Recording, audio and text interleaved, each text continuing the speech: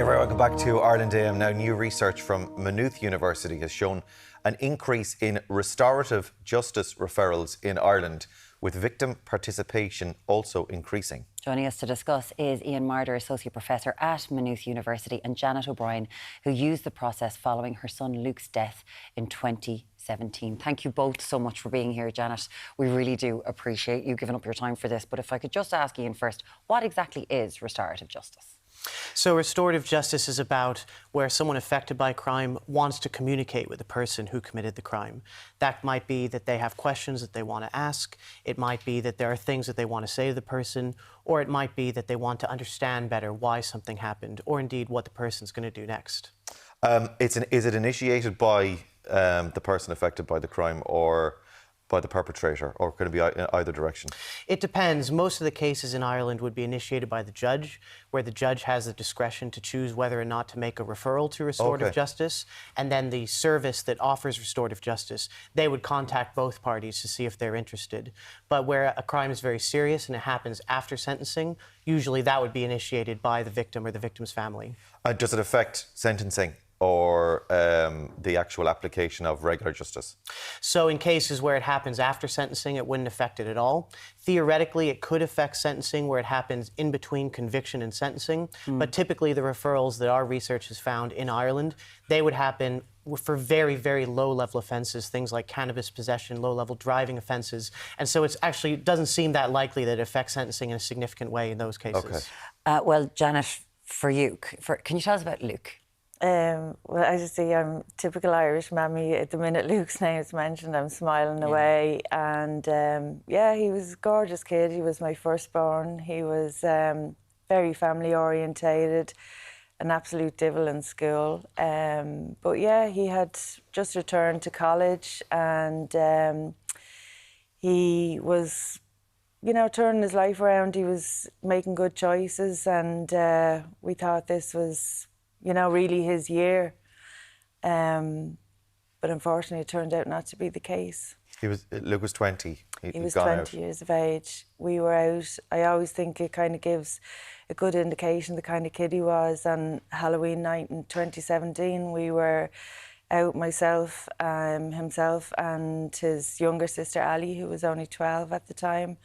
We met up, we went to the pictures in Dundrum, Eddie Rockets, you know, full of food afterwards. I was really hoping he's going to, you know, slump now and not want to go out, but sure, the pals kept texting away. And he's a 20-year-old. I know. Well, we got home, he came back down the stairs and was saying, "Oh, Mum, I'm heading off."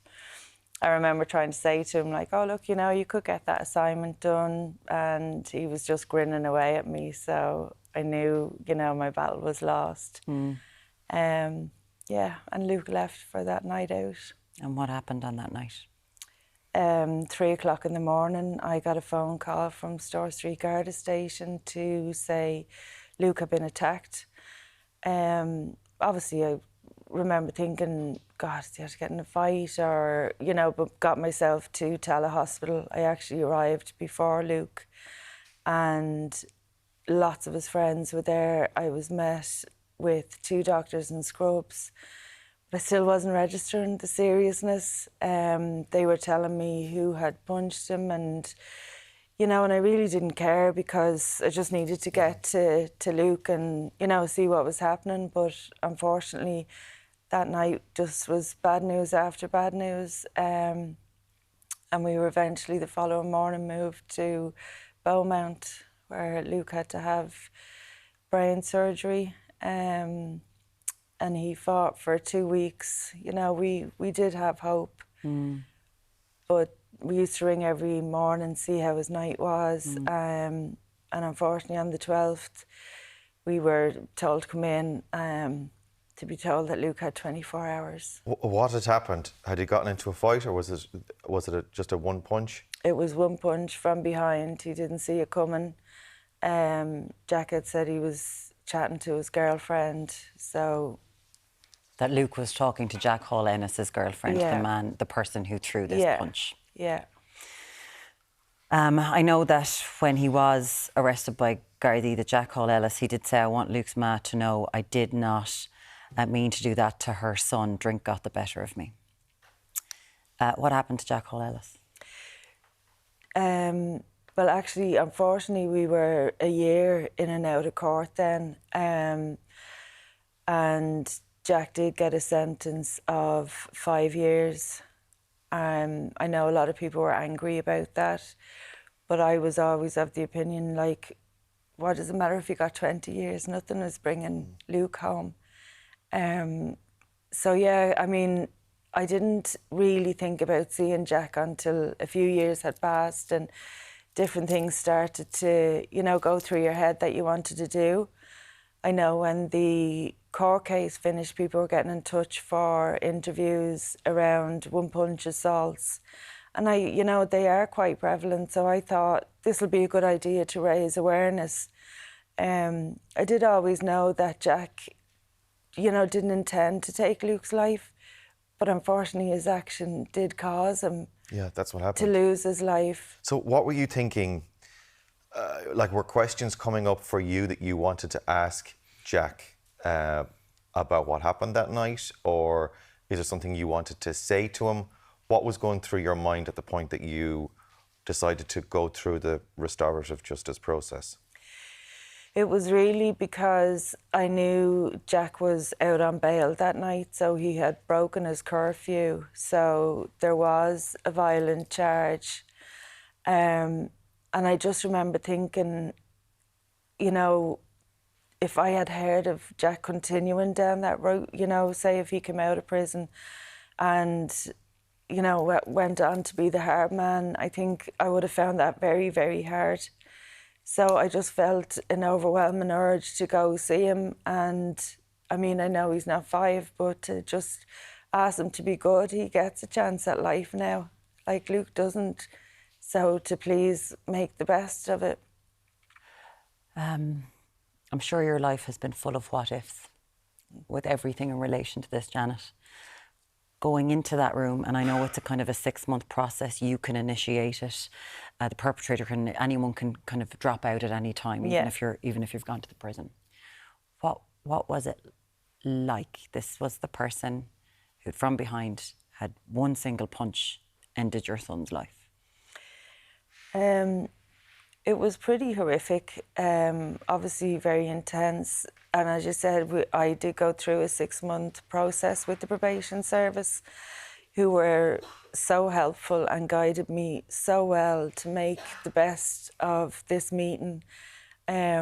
We both had a support person from the probation service. So Ian Marder had seen me all the way through those 6 months. Initially, when I rang the prison, I was kind of, oh yeah, I just wanted to rock up and have a chat. And, you know, after going through the process of it, I definitely probably would have walked away with like regrets of, oh, I never said that and I never asked that, where I was fully prepared. I knew exactly what I wanted to ask and say. And I had Rachel Ellis with me, Jack had his person. So they did look after the two of us. It's looked after from both sides. And yeah, I got my opportunity to show Jack. I showed Jack a picture of Luke in hospital, because not to hurt him, but, you know, to show him visibly what he had done and what we were left with. And like that, to encourage him to please never lash out again. What was his reaction to see, was he aware of what he had done, or was he, did you, I suppose, surprise him in any way or enlighten him in any way with what you showed him or told him? He was definitely taken aback really? at the photo, but he was also, I have to say, he was very remorseful. And he thanked me for the meeting. You know, he said he thought that I was going to come in screaming and shouting, and he was going to let me. But all along, I've had such a strong feeling of, you know, no anger, no retaliation, because there's a gang of kids involved here. Yeah. Do you know, there's my son, there's all Luke's friends. Everybody was so angry at the time that it could have just got into such a vicious circle of retaliation and people being in trouble, maybe somebody else getting badly hurt. And I couldn't bear for that to happen. And I didn't want John and Ali growing up with anger and bitterness either. You know, we talk about these things, about forgiveness, about dealing with these things, but it's truly phenomenal to hear you say these sort of things, how you don't want violence to keep on being perpetrated and to kind of, that you had to do these things. What did you get out? Did you get something out of it? Did it help you?